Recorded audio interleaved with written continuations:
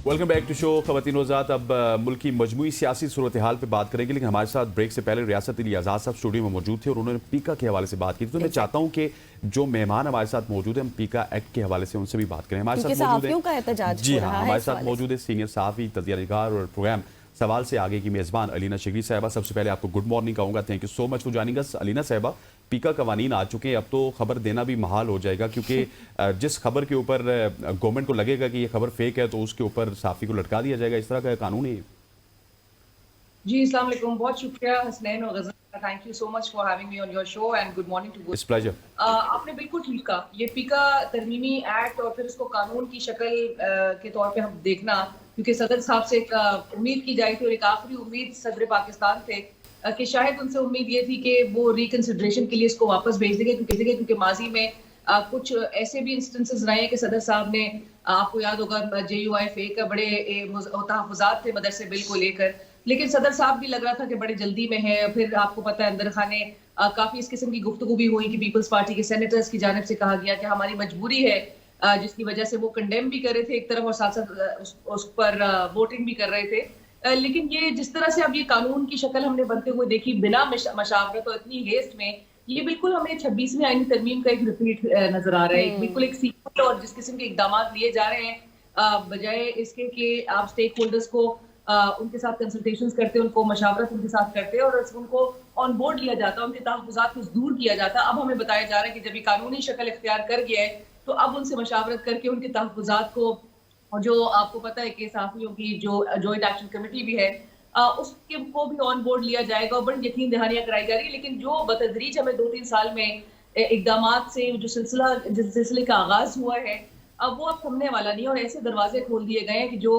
मौजूदा हुक्मरानों खुद भी मेरे ख्याल से बंद नहीं हो पाएंगे कभी। जिस तरह से जमहूरी इक़दार को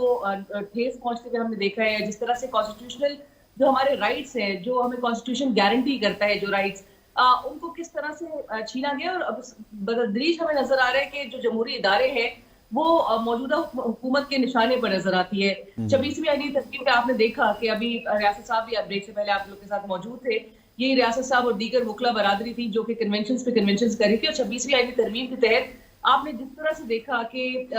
जो अदलिया, जो एक फाइनल आर्बिटर है, सुप्रीम कोर्ट ऑफ पाकिस्तान, किसी भी मुल्क का जो हाईएस्ट कोर्ट ऑफ लॉ है, उससे उम्मीद की जाती है, वो इंसाफ का एक आखिरी दरवाजा होता है, उससे उम्मीद की जाती है कि वो इंसाफ देगा, लोगों को इंसाफ की फराहमी नजर आएगी इस मुल्क में। और अगर उसी को बैलेंस करने के लिए या अपनी तरफ टिल्ट करने के लिए एग्जीक्यूटिव जो है वो एक रोल प्ले करती हुई नजर आए और एग्जीक्यूटिव ऐसे इकदाम कर दे कि जहां पर बेनिफिशियरी भी वो हो, वही डिसाइड करे बेंच किसका होगा, वही डिसाइड करे जजेस कौन से होंगे, और एक जो विद इन द इंस्टीट्यूशन एक जो डिवाइड थी उसको टूल देने के लिए, उसको मजीद स्ट्रेंथन करने के लिए जो इकदाम लिए जाए, तो उससे मुल्क का नुकसान होता है, उससे जमहूरियत को ठेस पहुंचता है। और मेरे ख्याल से अब ये मौजूदा हुकूमत के पास ये तो जवाब नहीं रह गया कि वो इन इकदामात के पेश नज़र वो ये कह सके कि हम ये तमाम जो हमने इकदामात किए हैं, हम जमहूरियत की मजबूती चाहते हैं। यही आपको पता है कि ये हुकूमत जब अपोजिशन में थी तो पीका ऑर्डिनेंस लेकर आया गया था पाकिस्तान तहरीक इंसाफ की हुकूमत में। ये नून लीग थी, ये पीपल्स पार्टी थी जो हाई कोर्ट भागे भागे जा रहे थे पिटिशनर बन के। ये शहबाज शरीफ साहब थे जो आज वजीर आजम पाकिस्तान हैं, वो अपोजिशन लीडर हुआ करते थे और वो स्ट्रॉन्ग अल्फाज में कंडेम किया करते थे, मजम्मत करते थे और कहते थे कि बिल्कुल ये फैशिस्ट हुकूमत है, उस वक्त की हुकूमत को कहा जाता था। लेकिन बजाहिर इसके कि हम बजाहिर नजर आते हैं कि ये सिर्फ ट्वीट की हद तक इनको ये तमाम दर्द फील होता है, ये बिलीव फ्रीडम ऑफ स्पीच पे करते नहीं है, जहाँ दुनिया भर में सिटीजन जर्नलिज्म पे फोकस किया जा रहा है। हर शहरी, आपको पता है इलेक्ट्रॉनिक मीडिया पे चीज बहुत बाद में आती है, सोशल मीडिया पे पहले आ जाती है। आम आदमी जो चीजें नोटिस कर रहा होता है, विटनेस कर रहा होता है, फर्स्ट हैंड विटनेस कर रहा होता है, उसकी एक शहर में अगर कुछ भी ऐसे वाकयात हो रहे होते हैं, वो फौरन स्मार्टफोन सबके पास है, वो रिकॉर्ड करते हैं, वो उसको हाईलाइट करने के लिए सोशल मीडिया को रुजू करते हैं। आप उसी सोशल मीडिया पे कदगने लगा रहे हैं, उसी सोशल मीडिया पे एक डर खौफ, आपको पता है गुज़िश्ता हफ्ते हम बात कर रहे थे व्हाट्सएप ग्रुप का एडमिन गिरफ्तार करके लिया गया, तो ये और उसको तो पता भी नहीं था कि खबर क्या है, उस एडमिन को तो पता भी नहीं था। और अभी रियासत साहब भी यही बात कर रहे थे, अगर एक शख्स गांव में है, उसको कोई खबर अच्छी लगी है और उसने शेयर कर दी है और उसको नहीं पता कि वो 3 साल के लिए अंदर हो जाएगा। बहुत अच्छा एलेबोरेट किया लीना आपने। थोड़ा सा आगे बढ़ते हैं, ये बताइएगा कि अब PTI के मामलात किस तरफ जा रहे हैं, क्योंकि बातें ये भी हो रही हैं कि कोई बैक चैनल कॉन्टेक्ट भी उनका हो रहा है। चलेंगे, अच्छी बात है, लेकिन हमें एक जो अवेलेबल फॉरम लग रहा था वो स्पीकर वाला ही था, शायद कोई आगे की बात बन जाती, कोई SOPs फॉलो किए जाते, लेकिन अब तो मामला खत्म हो गए हैं। जी देखिए, गुज़िश्ता रोज वज़ीर आज़म शहबाज शरीफ साहब ने काबीना के इजलास में ये फैसला किया कि अब पाकिस्तान तहरीक इंसाफ को, क्योंकि वो तो चाहते थे खुलूस नीयत के साथ, खुले दिल के साथ, सिद्क़ के दिल के साथ वो इन मुज़ाकरात के अमल को आगे बढ़ता देखना चाहते थे, और उन्होंने तभी PTI की जो रिक्वेस्ट थी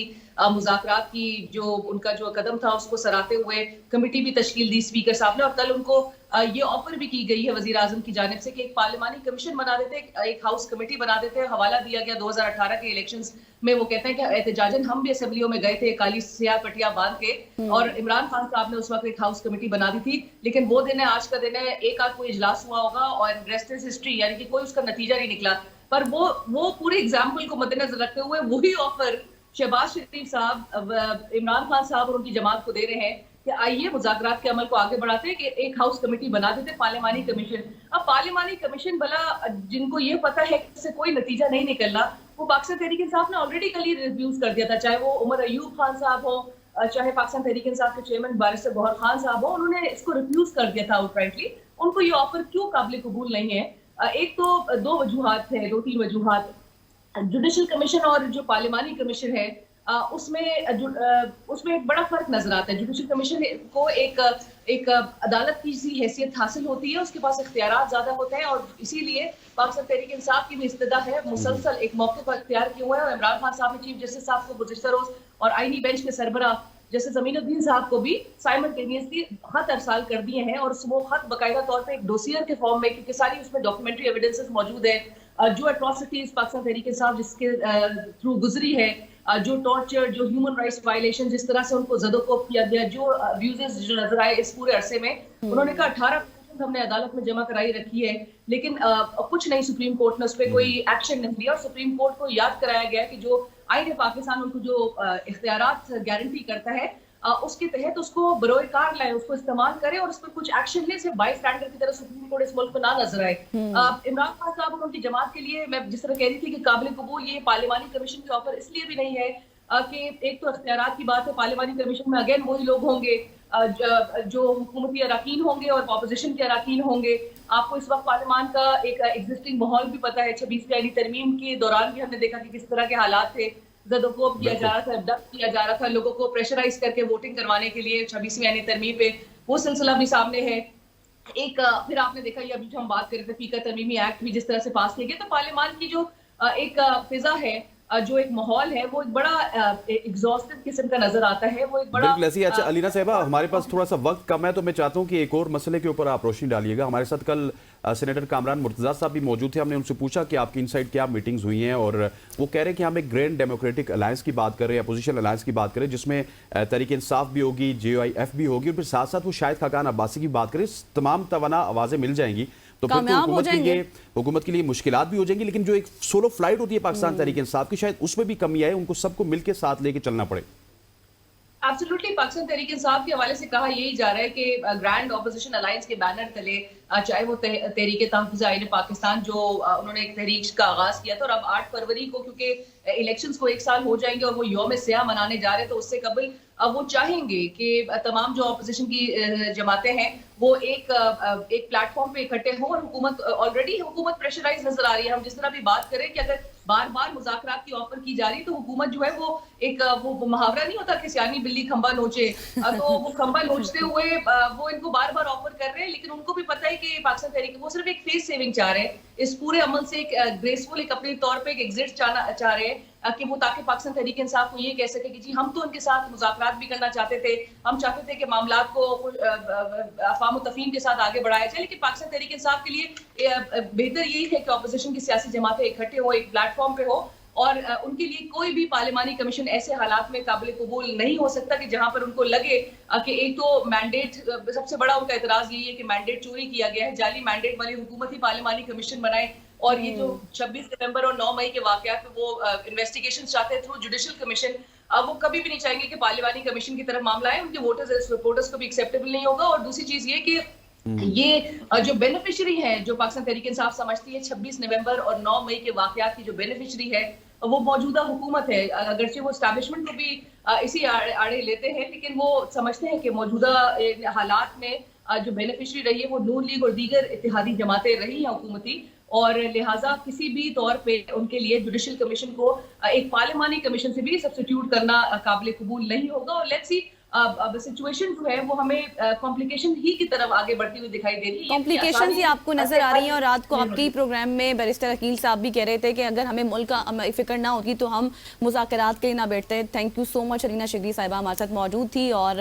अलीना की ना बातें होती रहती हैं हुकूमती रहनुमाओं से भी, अपोजिशन वालों से भी, और कुछ ऑफ द रिकॉर्ड भी होती हैं, तो बहुत कुछ जो है वो समझ आ गई है कि क्या, हाँ एग्जैक्टली कि क्या सोच पाई जा रही है अपोजिशन में भी और हुकूमत में भी। यहाँ लेते हैं एक ब्रेक, और ब्रेक के बाद फिर आगे बढ़ेंगे। Stay with us.